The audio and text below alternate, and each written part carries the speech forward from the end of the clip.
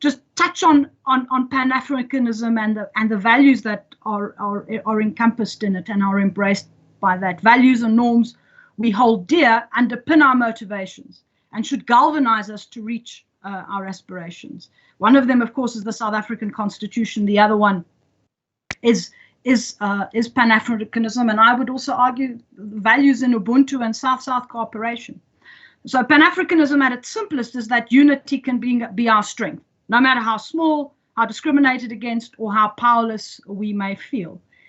And South Africa's Africa agenda since 1994, its focus on articulating African perspectives in global forums, both multilateral as well as more informal, like the G20, helping to build up African agency through its support of continental institutions, are all different elements of this goal of working together, of Pan-Africanism.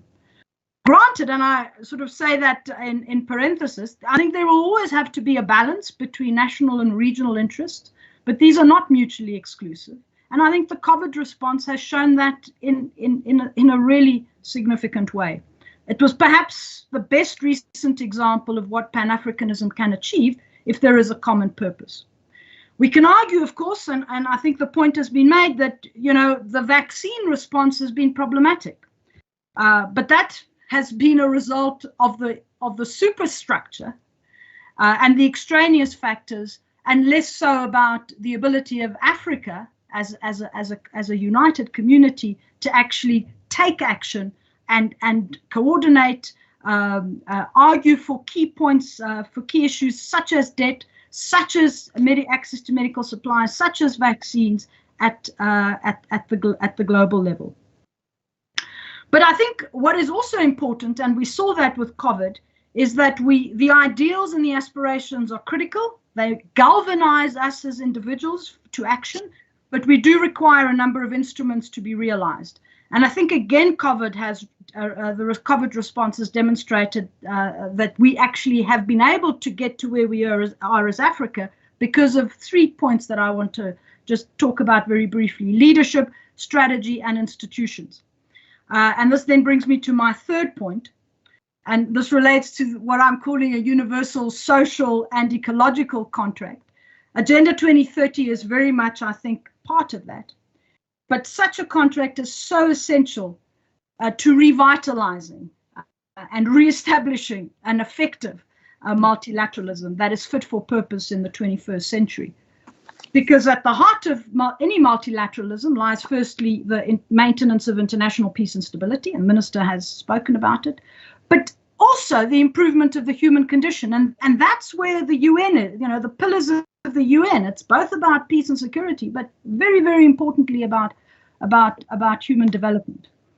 And we need this contract to reestablish the trust that has been lost between ordinary people and the multilateral system.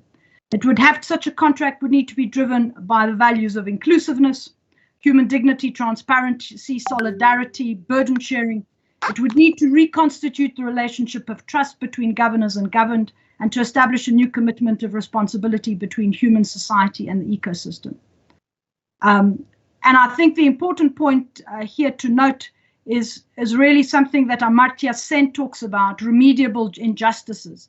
That we might not be able to deal with all of the injustices in the world, but we have an absolute responsibility to deal with those that we can address. Redressing poverty, social dignity, are two fundamental pillars of that. And without this, faith and trust in government, more broadly, and international institutions cannot be restored. And so this contract must also amplify the voices of communities and ordinary people in response to the social and ecological challenges. And this amplification requires meaningful participation that is channeled, so not just in the streets, that is channeled and is then listened to and responded to actually make a meaningful impact. Because if we can't get that right, then the ecological dimensions of the contract will have limited resonance, because ecological sustainability has to be linked to equity and justice. And then let me just end off here, Ambassador, by saying this is clearly a very ambitious undertaking. It is essential if we have to recalibrate the way in which the world works, because the multilateral system is challenged by the current geopolitical rivalries, and that I think is a factor of realpolitik. But that's why I think countries like South Africa and the continent have a significant role to play in that leadership vacuum. Leadership does not always have to come from the top. It can come from many places, and the present moment is one of those cases. And I think both you and the Minister have spoken about the many engagements that South Africa has been involved in that regard. And I would argue that at the moment, the WTO IPR waiver is a really significant normative contribution to that debate. However, we must also continue to invest in our regional institutions, because where the global level may experience paralysis, the regional may become a substitute, unfortunately. It should ideally be a complement to the global. And regions, I think, will become more important in responding to some of the transnational challenges and providing, through collective membership, impetus and influence at the global level. I want to bring it around to strategy, leadership and institutions. For South Africa and the continent to be able to play a role as change agents, we need to continue to invest in our institutions. We need to have a strategy that includes the building of coalitions with like-minded states committed to multilateralism and other stakeholders. And we need bold leadership to make the multilateralism more inclusive, fair and equitable. I'll leave it there. Thank you. Thank you very much, Ms. Sideropoulos. You know, on the idea of the social contract, our president has already made this proposal to the global community. Remember, he was co-chair of the ILO Global Commission on the Future of Work. So in 2018, he makes this proposal precisely also to address issues of trust in a context where the world of work is changing rapidly. Thank you very much. I will now call on Ms. Nados Bekele, the UN Resident Coordinator in South Africa, as our next speaker. Over to you, Madam. Thank you very much, Program Director, for everything and also outlining what the UN is all about. And thank you very much, Your Excellency, Dr. Pandor.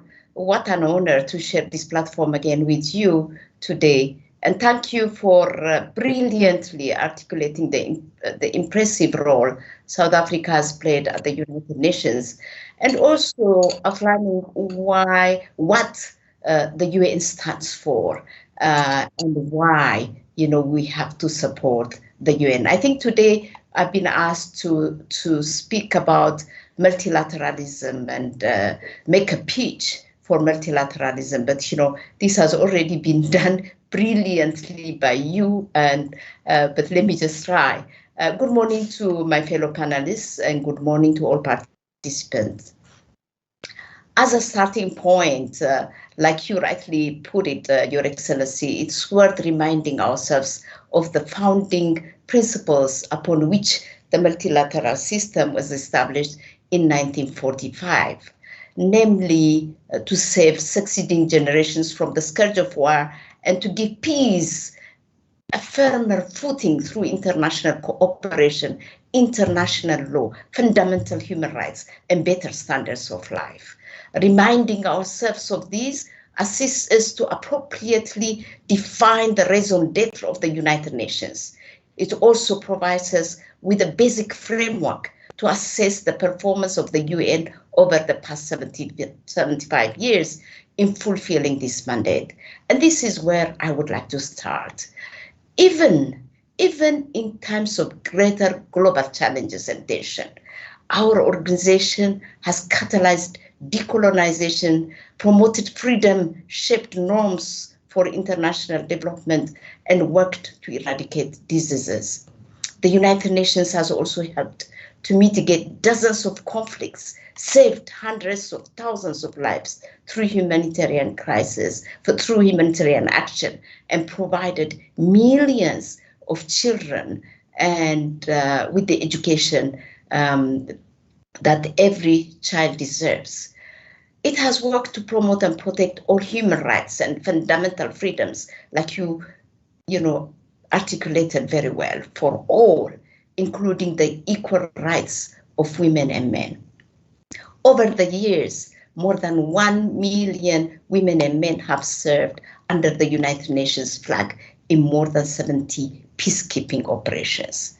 However, as you rightly also put it, the United Nations has had its moments of disappointment. Our world is not yet the world that the founders envisaged 75 years ago. It's plagued by growing inequality, poverty, hunger, armed conflicts, terrorism, insecurity, climate change, and the recent pandemics.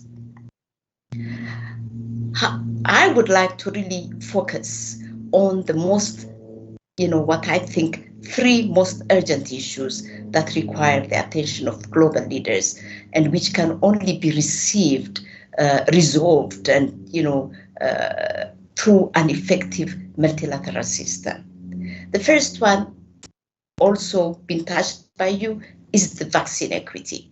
Most developed countries have an average vaccinated, at least 80% of their adult population, and are even hoarding vaccines for eventual use as boosters, while developing countries are left behind. This situation is myopic, as the virus does not discriminate and travels from rich to poor and poor to rich, and mutates freely around the world until we reach a herd immunity globally. The only weapon to fight the pandemic is therefore vaccine equity.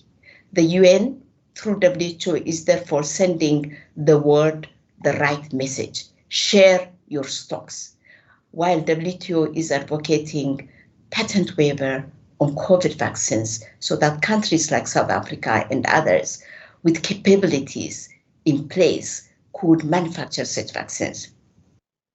The second one is the recovery from COVID, but like you rightly said, it should be forward looking and recover better, from this pandemic.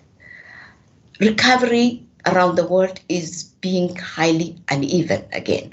Developed countries are forging ahead, not only because they are ahead in vaccinations, but most importantly, because of their ability to finance large recovery and reconstruction programs. However, our lived experience tells us that for the world to build back better from the pandemic and live a peaceful and prosperous life, it cannot depend on the actions of a single country or few countries, but on concerted global efforts to rebalance the world economy. No single nation can enjoy prosperity while the neighborhood wallows on poverty. We therefore need to accelerate the realization of our common agenda of action, designed to strengthen and accelerate multilateral agreements, particularly the 2030 agenda, and make it tangible and make a tangible difference to people's lives all over the world. And the third one is, in my opinion, climate change. The good news is that COP26 is around the corner. The not so good news is that whatever commitments are made at COP26, developing countries are suffering more from the consequences of climate change. Agreement at the Paris Accord that 100 billion a year will be raised by developing countries for adaptation and mitigation is not materializing. Multilateral action is urgently needed to address this financing need. Otherwise, climate change will constitute yet another additional factor holding back developing countries, destroying livelihoods, and exacerbating the extreme inequalities and exponential increase in climate refugees. If there is no effective multilateralism to tackle climate change, a common threat, the IPCC predicts irreversible sea level rise. The world faces a reduction of more than 30% in global GDP per capita, and there will be loss of 49 to 89% of. And the disparities, you talk about the graveness of not addressing these. We are finding that whereas developed countries are moving on to their third and fourth dose, developing countries, some of them are so desperate that they are fractioning the first dose, dividing it into many pieces so that they can cover as many people as possible. With that threadbare coverage of the majority, I'm not sure that we're going to be able to achieve the herd immunity that you talk about that's required globally.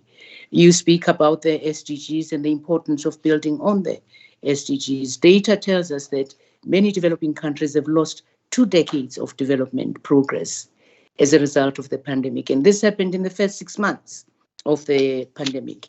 On climate change, again, the minister spoke about the importance of the rule of law, international rule of law. A troubling fact is how developed countries are reneging on their responsibilities and devolving these to developed countries. South Africa produced the Paris Agreement. We gifted it to the world so that more could be done. We are not comfortable with the way in which our partner are devolving their responsibilities. This was a grand bargain struck. We convinced developed countries that more needed to be done, but in doing so, developed countries would lead on mitigation, finance, capacity building, and technology transfer. Lastly, it's troubling that we go to COP with many countries on the red list, Africa. The question is, who is going to participate and ensure that we get a package of outcomes? I hope this will also be addressed as we interact. I now will move on to Professor Sipamandla Zundi, our dear friend. Over to you. Thank you very much. Welcome back, Ambassador Mkagacho. We missed your voice. It's good you're here. And good morning to everyone. Good morning, Minister. Good morning, our leader from the UN, Ms. Bekele Thomas, and my dear friend, Elizabeth. It's great that Zoom has made it possible for us to meet again. I am tempted, Minister, to reflect just very quickly on the question that you posed for us, Elizabeth. We might have to put our minds together and see how we respond to it. This delay in declaring apartheid as a crime against humanity is quite an inordinate delay. And then I was thinking about it after the minister posed it, thought to myself, we can never understand it without going through Ambassador Enuga Reddy, the Indian diplomat who for over 50 years championed the idea of a fight against apartheid within the United Nations itself, well beyond 1994, actually, who sadly passed away on the 4th of November last year. So I'm going to propose that we do something in his honor and use it to understand why did it take him and others over 2 decades to get to that point, because he becomes the secretary of the UN Committee Against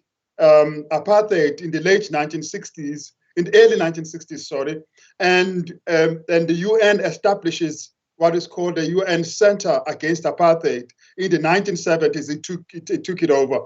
He single-handedly drove a lot of things, and as President Ramaphosa said when he wrote that message about his departure last year, he also left a corpus, a huge archive. He wrote a lot on these issues. So we might have to perhaps do together with the Indian Embassy and others and put our minds together and say, reflect on the basis of the role of that one UN official, and a UN official who became a friend of the UN Secretary General himself, all the major ones, including the late Dag Hammarskjöld and Perez de Cuellar and others, and being a very close friend of and O.R. Tambo, and as part of engineering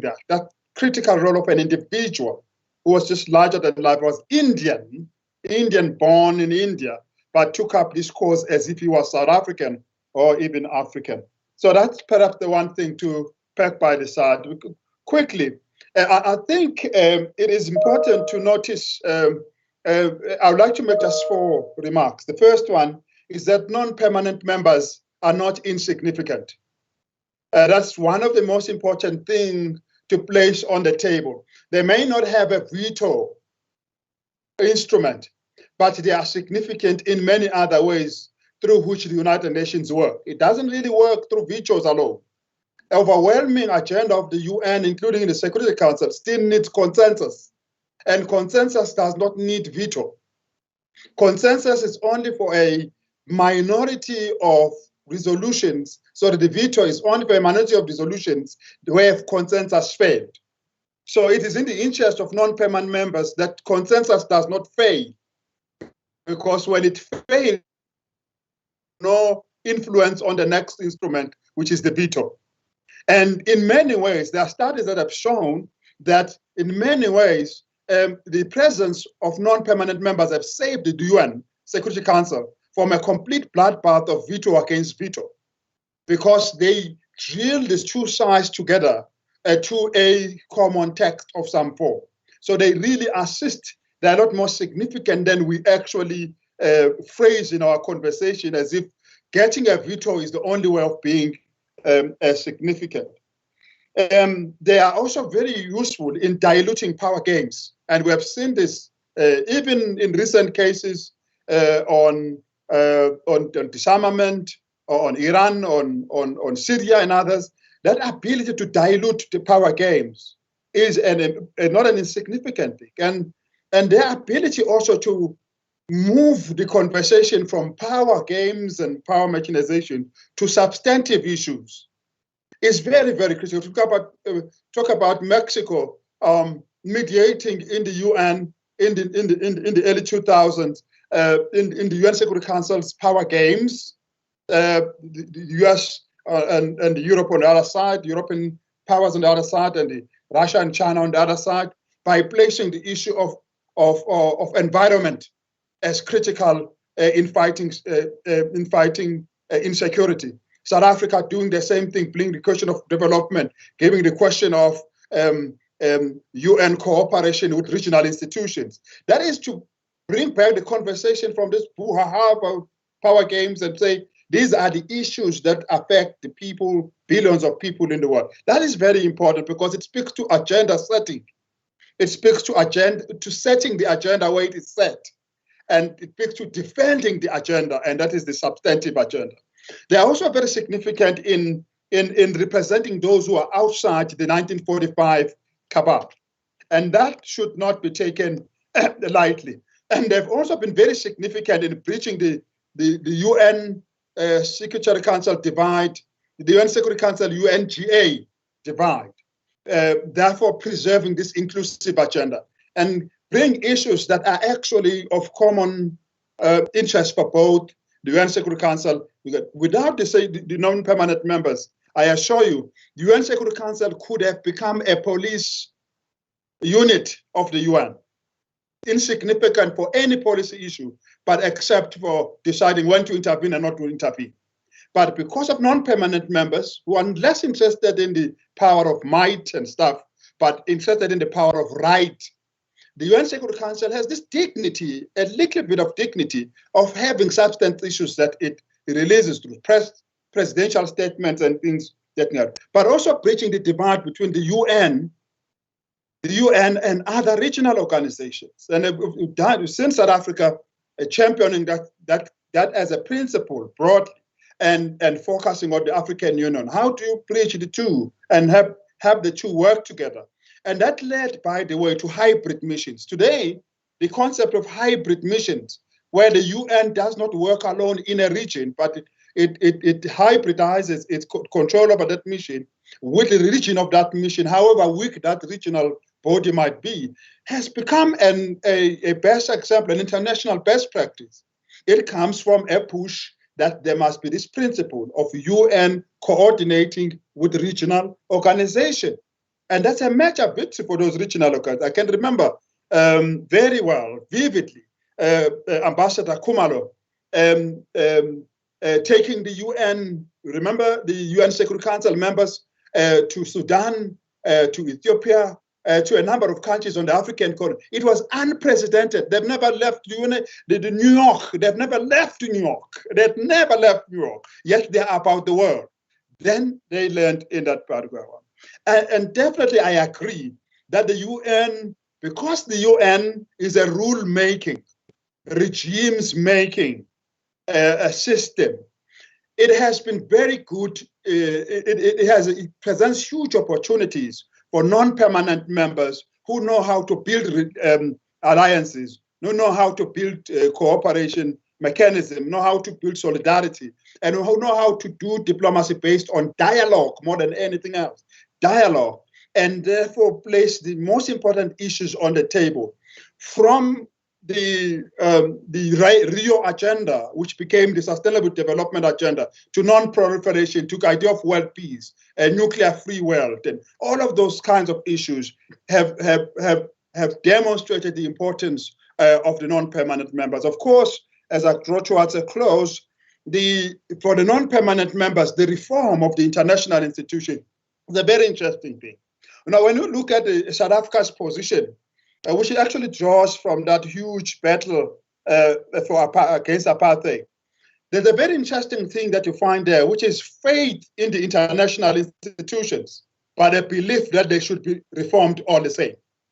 That the need to reform the international organization doesn't mean that you don't believe in international organization, which distinguishes them, therefore, from the anti-globalists of the Trump form, who are actually not as unhappy with the performance of the United Nations, but are actually unhappy with the very idea of being constrained by international cooperation. And therefore, the continuous discussions about the reform of the United Nations is, for me, important. It is not arriving at reform that is important. It is searching for reform that has a disciplining effect and a focusing effect on the entire United Nations. So I'm not rushing for the agreement to be reached at some point, but continuously discussing this and placing on the table has the ability of changing behaviors and signaling where the world might be going. But thank you very much. I wish you all the best. Thank you very much, Dr. Spamandla Zundi, for your contribution, in particular pointing out that, you know, I always wonder what would happen if you had just the 5 permanent members of the Security Council as members of the Security Council. Nothing would happen because you'd have this permanent deadlock between the P3 and the P2, which also, I think, for me, illustrates why it's important for South Africa to continue sparing no effort calling for the reform of the Security Council. We need to come back and have a broader debate on the politics of reform with respect to how different developed countries, this has a different meaning for them. When they want to devolve themselves of their responsibilities, they will call for urgent reform. At the heart of the battles at the WTO is the need to claw back privileges that are built into the WTO for developing countries. So the call for reform is to take those privileges away, whereas developing countries have a genuine need for reform, for inclusivity, for ensuring that all participate truly on an equal footing. Now, we've come to that exciting point where we open this discussion, this webinar for a discussion. I'm immensely grateful to the Minister and the speakers for laying the groundwork for a good discussion. I need to be assisted, Didi Munyela, to see the hands, if there are any hands. The discussion, the webinar is now open for discussions, comments, contributions. There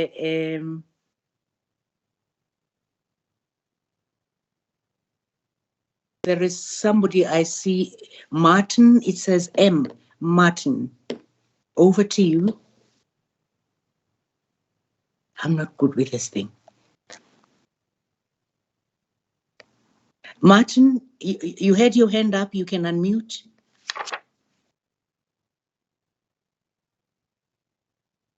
Or was that a mistake? Ambassador, I can see Priyal Singh, but he's not, who has his hand up, I think. Please go ahead, Priyal Singh. Thank you so much, Ambassador, and thank you to the Minister and the panel speakers for the really insightful and fascinating discussion this morning. Chairperson, I just have a quick comment directed generally to the panelists and to the Minister. I'd be really interested in finding out more about South Africa's current attempts to marry its bilateral and multilateral approaches towards peace building around the continent. I think South Africa played a really important role as an elected member on the Security Council, and it's playing a very important role as an elected member of the Peace Building Commission at the moment. But I would really like to find out what is being done currently to capacitate and cohere our bilateral interventions around the continent with the multilateral positions that we adopt within these multilateral fora and structures. Thank you very much. Thank you very much. I see Leslie Masters. Over to you. Thank you, Ambassador, and thank you very much to our panelists. It's been a long time since I've seen Dr. Zundi and Elizabeth, so it's really nice to be able to catch up with you on Zoom. Ambassador, thank you for taking the question. And I agree with you that sometimes multilateralism can be its own worst enemy, and that we do need to have more of a discussion on how we pursue reform, so that we don't have such a long wait period as we did to get apartheid declared a crime against humanity.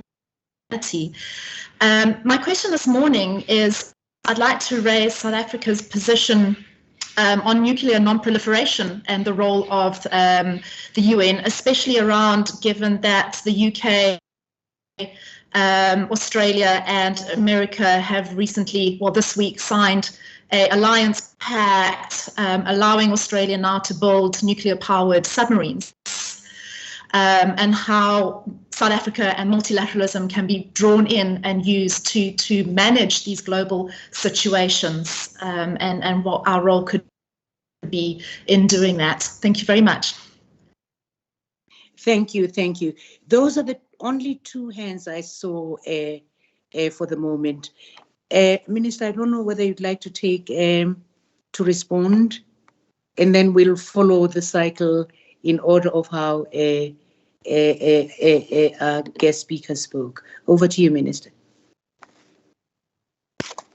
Well, let me try. Thank you, Ambassador, and thank you to the guests. Let me try with the question on the links between bilateral and multilateral initiatives. And I want to cite here the Grand Ethiopian Renaissance Dam trilateral negotiations, where South Africa, as chair of the African Union, tried to play a role to draw the parties together.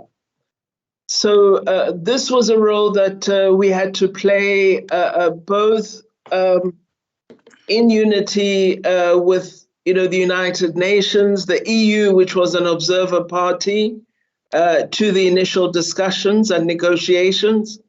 And then, of course, we had the African Union as the continental body participating in the deliberations.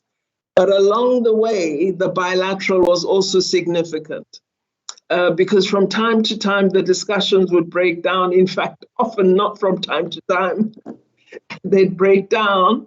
And then you had to do a bilateral set of engagements with each of the parties to persuade a return to the round table.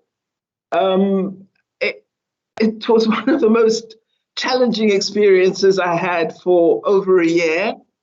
But I think what was important and what it illustrated was when there is a significant difference of perspective among nations, you have to bring to bear a range of influences. Not one influence will not change the way people view a matter.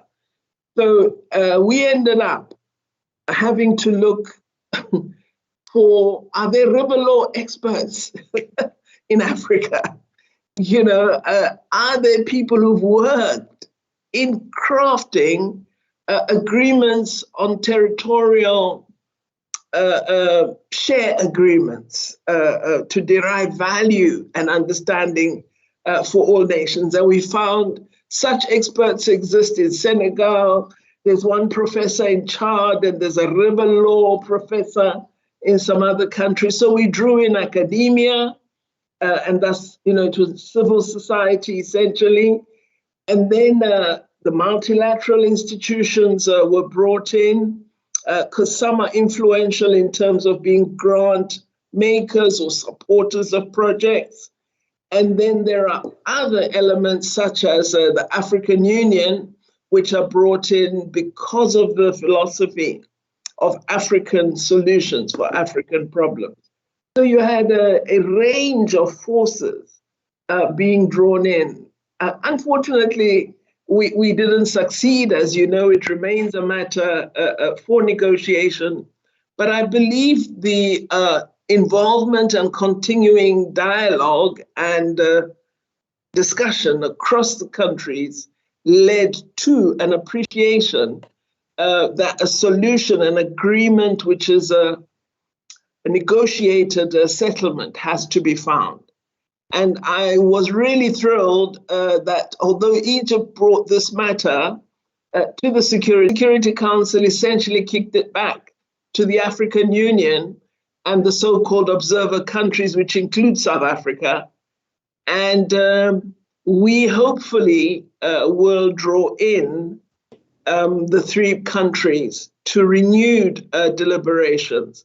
I hope under the chairship of the DRC that there will be acceptance of the idea South Africa had proposed, that an agreement is possible, that the basis exists already.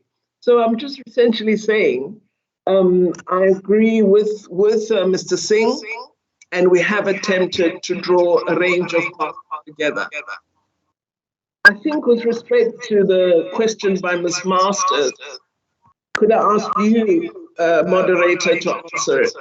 Because you know our stance on the nuclear non-proliferation.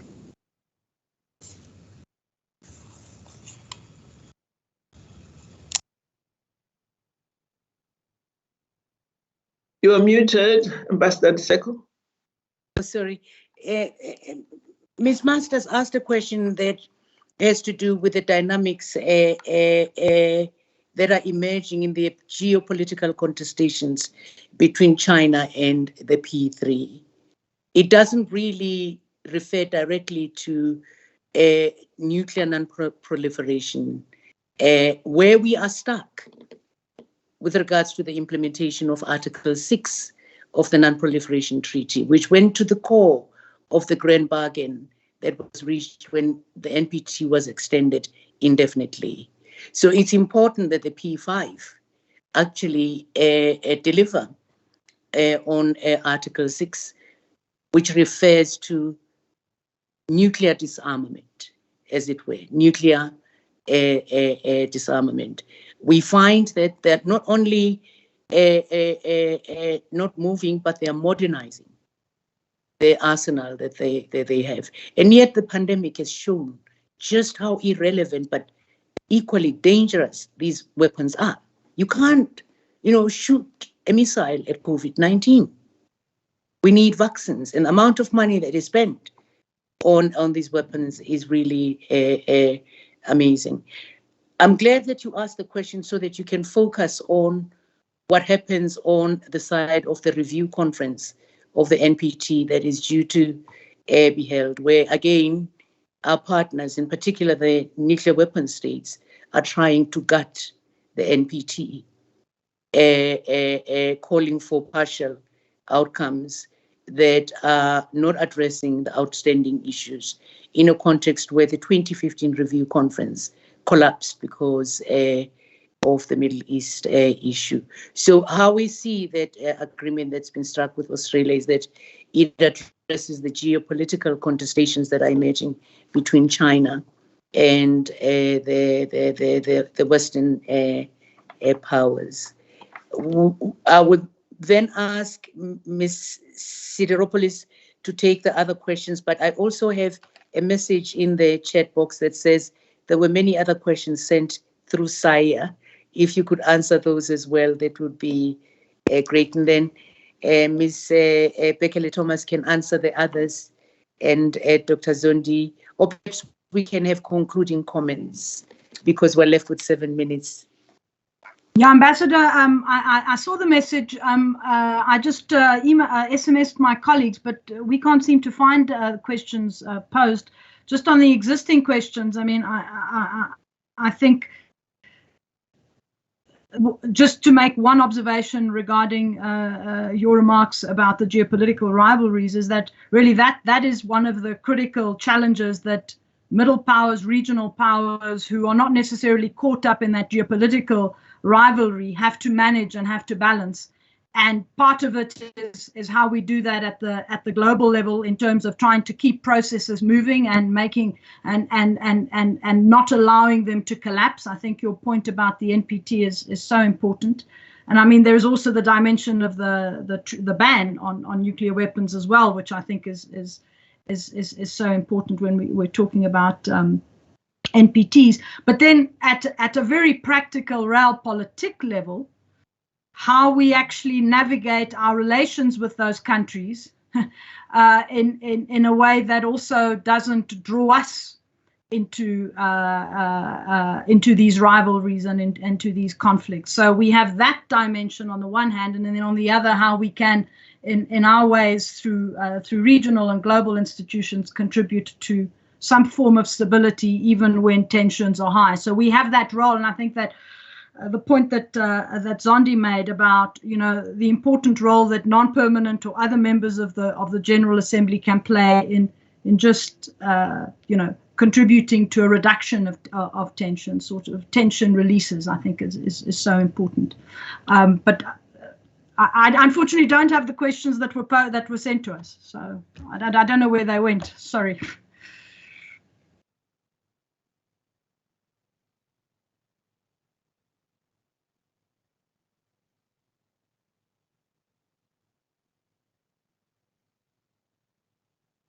I've pressed all the icons, but I can't find the questions. And you're muted, Ambassador. Sorry. Thank you. I'm going to ask Ms. Nados Bekele to make a closing comment, followed by Dr. Zundi, and then the Minister can then finally close the session for us. Thank you very much. Thank you very much. The only thing I would say is that having worked at the Secretary General's office, you know, being the director in his office, what I have witnessed is exactly what the minister says, you know, how the big countries influence, you know, the whole programs and policies at the UN. And, you know, although we Zundi agreed that, you know, the non-permanent representatives, you know, their presence is very critical and very important in bringing, you know, a neutral kind of strategy and ideas and initiatives. I just think that, you know, it's very important that we, you know, push the reform agenda of the UN, because at times, you know, it's really, it tints towards, you know, those that have and the powerful ones. The P5s are so important that, you know, my work became so difficult, and I opted to go to the field where there is freedom than being working in the Secretary General's office. So, you know, we see that force, you know, the power play in the UN, and you know, if we really want to stand on ourselves and really have, you know, this organization to be the organization for equality and equity, we need to have this reform agenda, and it has to be done fast, because the emerging challenges are just enormous, and we cannot work with the situation we are in today. So, you know, I just wanted to make that pitch, and really want to thank the minister and the government of South Africa for being the leader, you know, in the space of the developing countries. to have the voices of the voiceless heard. So we depend on South Africa for these reforms. We depend on South Africa for leading Africa within the context of the multilateral space. And thank you very much. Over to you, Dr. Spamandla Zundi. You have 1 minute.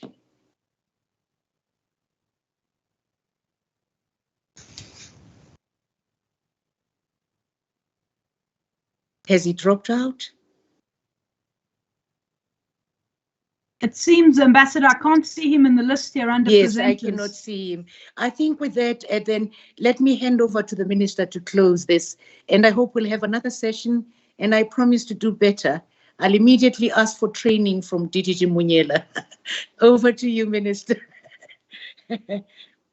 Thank you very much, Ambassador. Let me just thank you and all the distinguished panelists for participating. I want to make 4 quick points and, of course, thank all the guests that joined the webinar. We promise that we shall have many more webinars because I think it's a very good way of deliberating on international relations matters. The 4 quick points are, I do believe the structures of the UN are ancient and require reform. I believe we should democratize the United Nations without diluting to a ridiculous degree, because sometimes you can over-democratize and reduce institutions to nothing, but this doesn't detract from the need to modernize. The second key point for me is we must find a way of freeing the United Nations from undue influence of the most powerful and wealthiest countries.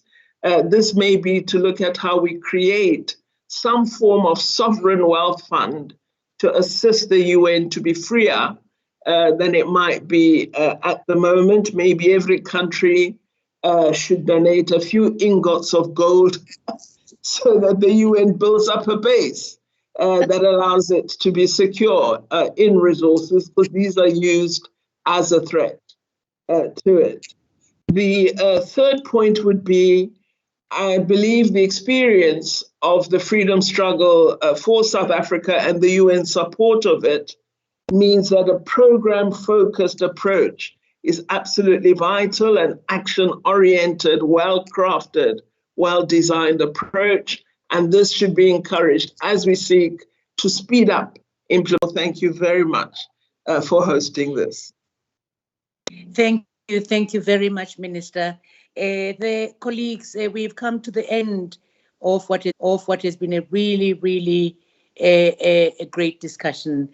With this, the meeting then is closed. I'd like to declare the meeting closed and to thank you all for taking time to be with us. Thank you.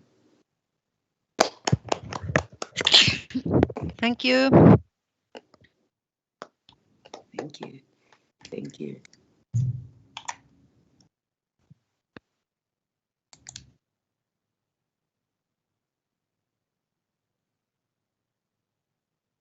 Hi, Ambassador. I have to rush to a meeting. It's good to see you. I'll talk to you later. Bye.